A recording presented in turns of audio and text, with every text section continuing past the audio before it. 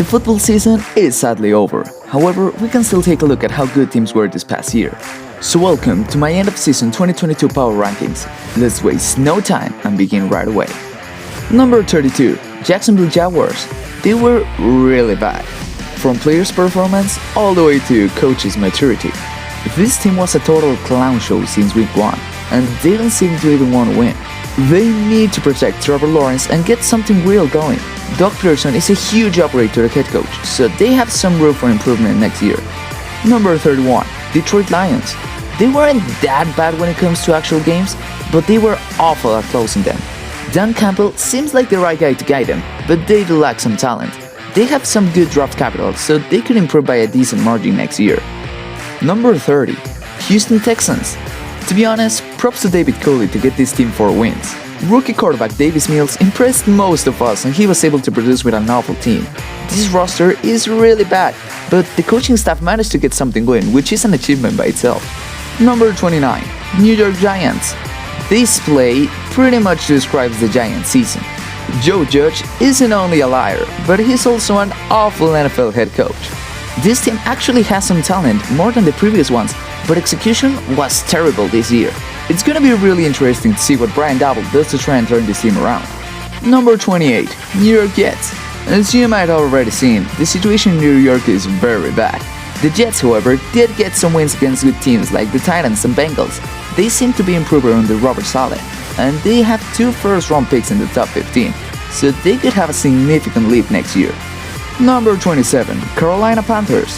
What the hell is this team? 3-0 record to start the season just to go ahead and lose 12 out of the last 14. Their quarterback situation is bad, O-line even worse, and coaching isn't very good either. They showed they can win at the beginning of the season, but then just decided it was not for them. They should be able to improve next year, but as long as Darnold or Newton start at quarterback, they won't get too far. Number 26 now, Atlanta Falcons. They had a somewhat solid record despite not being very good this year. They won the games they were supposed to win, which is good, but they were never competitive against decent teams. The Falcons' defense was trash, and that's the main reason they are so low in this list. Number 25, Washington Commanders now.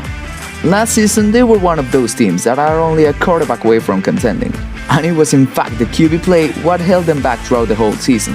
They should be fine going into next year, but for many, this one was a disappointment, especially on the name. Number 24, Denver Broncos. Don't worry Broncos fans, you'll be better next season. However, last year was a similar case to the Panthers. Great start and then a complete failure to end the season.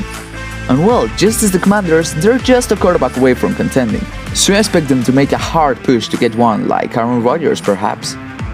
Number 23, Chicago Bears.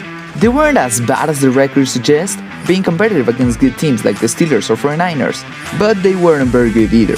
Justin Fields could improve quite a bit next year, and their defense is actually solid. Their main problem is the division, having to face Packers and Vikings twice each year, but at least they're starting to get some glimpse of hope.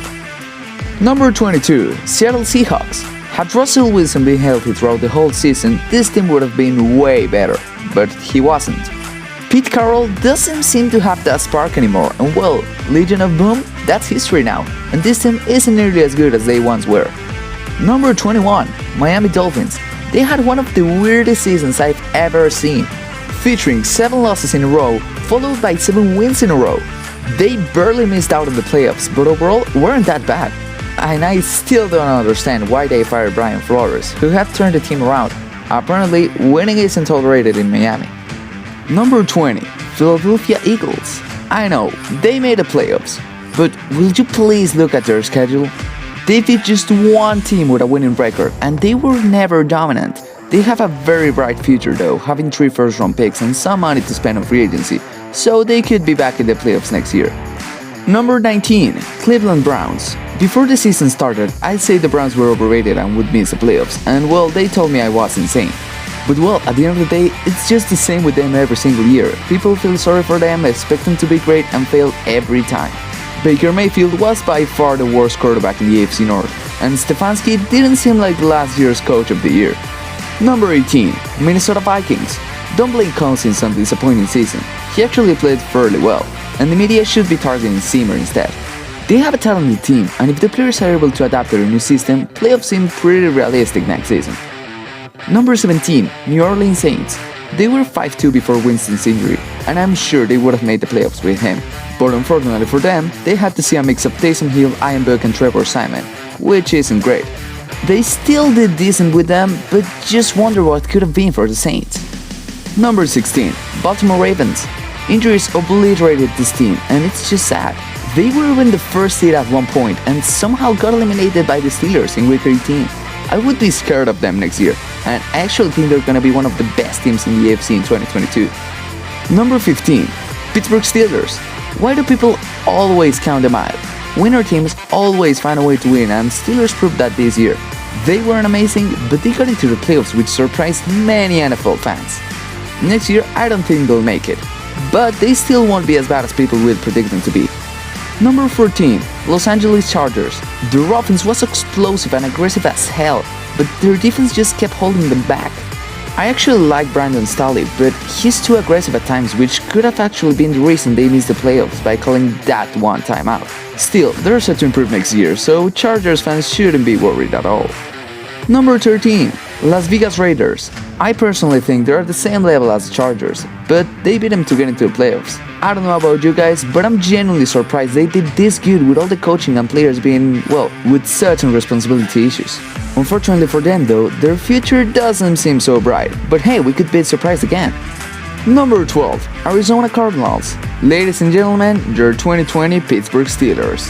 Undefeated start, Super Bowl hopes, trash talk at its finest. All that just to be ended in the wildcard round. They're very talented, but coaching isn't great and they need to be healthier next season if they want a realistic shot. Number 11, New England Patriots. Mac Jones turned out to be a solid QB for the Pats, and well, under Belichick they will always be in the conversation. They were no match for the Bills in the wildcard round though, but they did make a statement during the regular season. They weren't as good as many thought, but definitely a solid team. Number 10, Indianapolis Colts. Such a sad Week 18 game, unless you were a Steelers fan of course. The Colts were monsters when playing against good teams, but ultimately got eliminated by the worst team in the league. It happens. They were great at times, but consistency is key, and lack of it leads to these scenarios. Number 9, Tennessee Titans. Number 1 seed and out of the top 5? Well, that happens when you get stomped on the divisional round by the 4th seed.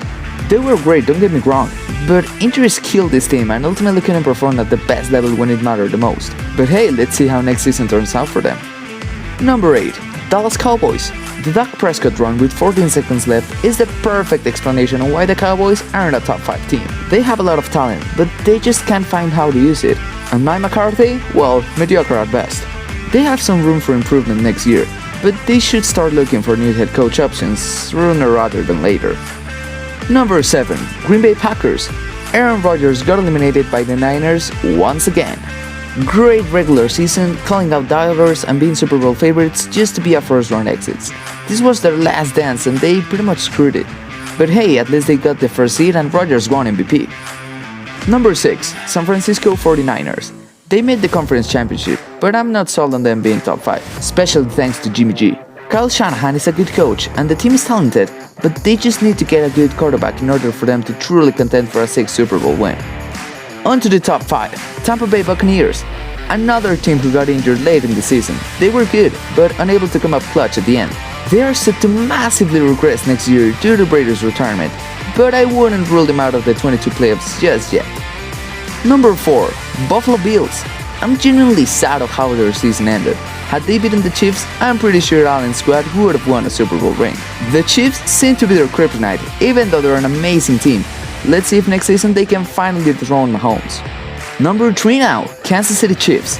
Sloppy start of the season for them, but got strong at the very right time. They were a very good team as per usual, but got stomped at the conference championship by Joe Burrow and the Bengals. Andy Reid seems to have established a great team, they just need to execute the ultimate task again.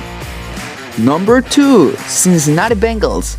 Who would have thought the Bengals would make the Super Bowl this year? This was by far their best season of the century and they will be dangerous in the upcoming years. Sadly for them, this year didn't end up in rain. But they still are very young and have a lot of talent, so they could be back in the big game pretty soon. And finally, the best team of this past season, Los Angeles Rams. what a season for the Rams. Very good and solid regular season, and well, some poetic playoff games. Matthew Stafford is that guy, and Cooper Kupp is the messiah of LA. Sean McVay is a genius, and nobody can convince me otherwise. This team was a blast to watch last season, and hopefully next season is the same. And well, it's officially draft season now, so if you want to check out my latest mock, it's on screen right now. If you enjoyed this video, consider subscribing since it gives your team 99% chance of winning the Super Bowl next season. Nah, it actually doesn't, but still I appreciate it. And anyways guys, as always, thank you so much for watching, and until next time, goodbye.